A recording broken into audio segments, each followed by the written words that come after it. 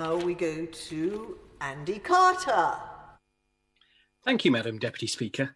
This Estimates Day debate is looking at the spending of the Department for Digital Media, Culture and Sport, often referred to as the Ministry for Fun. For people who make their living in these sectors, creating fun is a very serious business. And annually, the sector accounts for around £115 billion worth of revenue. The creative industries encompass the best and the brightest of UK businesses. And these figures paint a very vibrant picture of creativity and talent in our country. This is a powerful export sector. The UK are highly regarded around the world. And it's these businesses that will play a key role in lifting the mood of the nation to aid the recovery. And speaking from my experience as the chair of the All-Party Parliamentary Group for Media, I'm particularly grateful to the Secretary of State, the Right Honourable Member for Malden, and the Minister who's in his place today, who've willingly engaged and responded when I've raised issues with them over the last 12 months.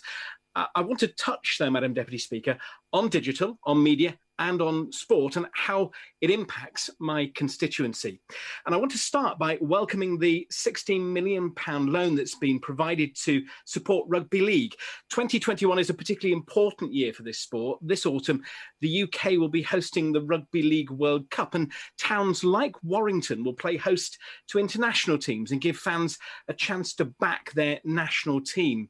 Now, the financial benefits that this tournament will bring to the North will trickle into the wider community, helping hotels, restaurants and taxi firms in Warrington to recover. And they're already starting to take bookings. And I want to urge the Minister to continue to engage with the sports governing body. Now, there's no doubt that the government has provided substantial support to TV production in order to allow the sector to restart making the TV shows that we all love to watch. The government's also stepped in to support commercial radio and the newspaper sector with enhanced advertising campaigns.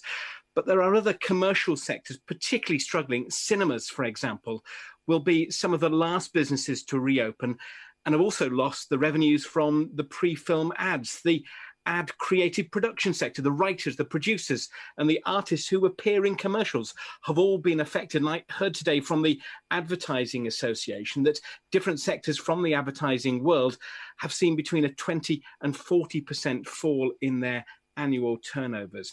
Local advertising revenues have been particularly badly hit given the nature of this type of advertising and the fundamental change that's happening in this sector.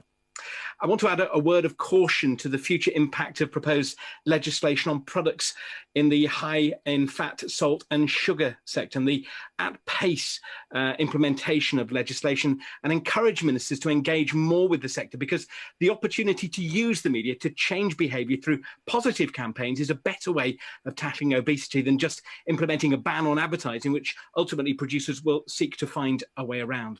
Finally, Madam Deputy Speaker, better digital connectivity is fundamental for our economic growth and levelling up. And I've been working with local residents and Openreach to develop a community fibre partnership, which will bring better broadband to around 100 homes in Higher Walton. And I'm keen that we can start to get new fibre cables in the ground in the coming weeks. So can I ask the Minister to confirm that the current scheme, which is due to finish at the end of March, which supports rural rollout of fibre broadband, will be replaced so that the efforts can continue, because I have more projects to complete.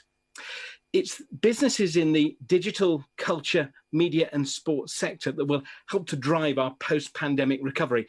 And I encourage the Chancellor and the Secretary of State to continue to give this sector the serious support it both needs and deserves.